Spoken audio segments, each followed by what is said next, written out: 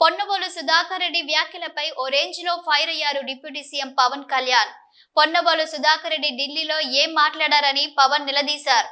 ఆవు నెయ్యి కంటే పందికొవ్వు ఖరీదని మాట్లాడడం ఏమిటన్నారు. సెన్సిటివ్ విషయంలో మౌనంగా ఉండాలని, తనను పచ్చి బూతులు తిట్టినా వక్రీకరించిన మౌనంగానే ఉన్నానని, వైసీపీ నాయకులు సనాతన ధర్మం జోలికి రావద్దన్నారు. అడ్డగోలుగా మాట్లాడొద్దని, నోటికి వచ్చినట్టు మాట్లాడొద్దని పవన్ హెచ్చరించారు. భూమన కరుణాకర్ రెడ్డి గారు ఉన్నారు, వారి కుటుంబ సభ్యులు ఉన్నారు. ఎవరైనా సరే మీరు మతం పుచ్చుకున్నారా లేదా నాకు తెలియదు. అవన్నీ అది మీరు బయటికి చెప్పుకుంటారా లేదు నాకు తెలియదు. నేను అది కూడా మాట్లాడట్లా. కానీ మీరు బాధ్యత తీసుకున్నారు. మీరు హైందవ ధర్మాన్ని కాపాడుతానని మీరు బాధ్యత తీసుకున్నప్పుడు కాపాడాల్సిన అవసరం మీ మీద ఉంది. బోర్డుని మీరు స్థాపించారు, మేము స్థాపించాల. తప్పులు జరిగినాయి. తప్పులు జరిగితే వైఎస్ జగన్ గారు ఏం చెప్పాలి? ఒకవేళ నాకు తెలియకుండా మేము ఆయన బ్లేమ్ చేయట్లా. కానీ మీ ఆధ్వర్యంలో జరిగింది. మీరు కాన్స్టిట్యూట్ చేసిన బోర్డు వల్ల జరిగిన తప్పిదాలు ఇవి. మేము ఇవి కనుగొన్నాం. ల్యాబ్ టెస్టులు ఇవన్నీ మేము ఆటలాడతామా? ఇవన్నీ వీటితోటి సెంటిమెంట్స్ తోటి మాకు బాధ్యత లేదా?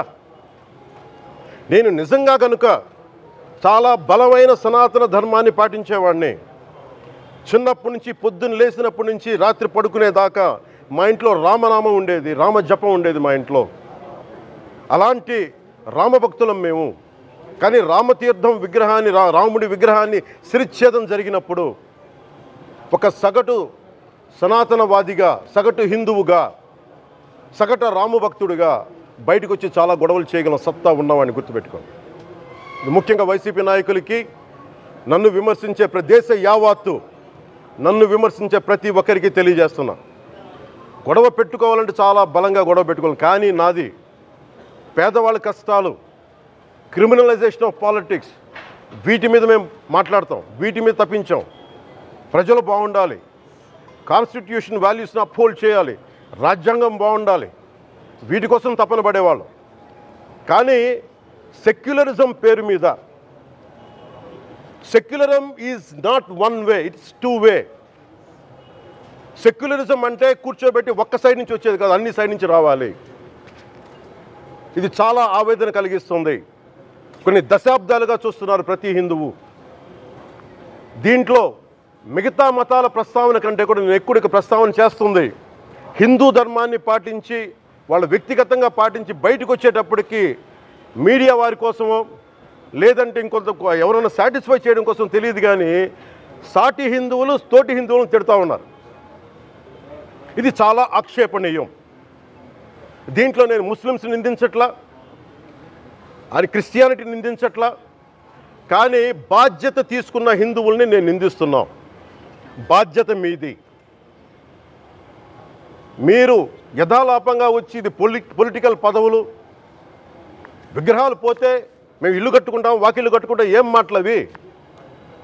ఇదే మీరు మస్జిద్లో జరిగితే మాట్లాడతారా? మస్జిద్లో ఇలాంటి అపవిత్రం ఒక చిన్నపాటి చోరీ జరిగితే ఇలాగే మాట్లాడతాం. ఎందుకంటే మీరు మాట్లాడరు, ఓట్లు కదా అక్కడ. కానీ హిందువులు మాట్లాడితే హిందువులు అందరికీ ఎవరు పట్టించుకోరు. ఇక్కడ మా వేదన ఉండదా? మౌనంగా ఉన్నామంటే బాధ లేదనా? కోపం రాదనా? ఈరోజుకి కూర్చొని చూడండి ఏం మాట్లాడుతున్నారో వాళ్ళు. ఆయన వాళ్ళ లాయర్ అంట, ఆయన ఎవరు ఏజీపీ అంట, పొన్నవోలు సుధాకర్ రెడ్డి గారు తిరుమల లడ్డుపై ఢిల్లీలో చేసిన కామెంట్ నా దృష్టికి తీసుకొచ్చారు. ఇలాంటి సెన్సిటివ్ సమయాల్లో ఎయిదర్ మౌనం మంచిది, మౌనం దాటి పొగరుగా మాట్లాడటం, నన్ను పచ్చి బూతులు తిట్టినా, నన్ను వక్రీకరించినా, నన్ను రోడ్డు మీదకి లాగిన నేను ఎప్పుడు మౌనంగానే ఉన్నా. కానీ వైసీపీని నాయకులు, విమర్శించే నాయకులు ప్రత్యేకంగా చెప్తున్నాం, సనాతన ధర్మాన్ని జోలికి రాకండి.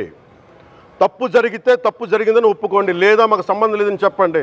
అంతేగాని మళ్ళీ అడ్డగోలుగా మాట్లాడితే ఎవ్వరం క్షమించం. ఇక్కడ మీరు కూడా హిందువులే. పొన్నవోలు సుధాకర్ రెడ్డి గారు మీరు హిందువులే. నోటికొచ్చినట్టు మాట్లాడకండి. తమాషాలుగా ఉందా మీకు?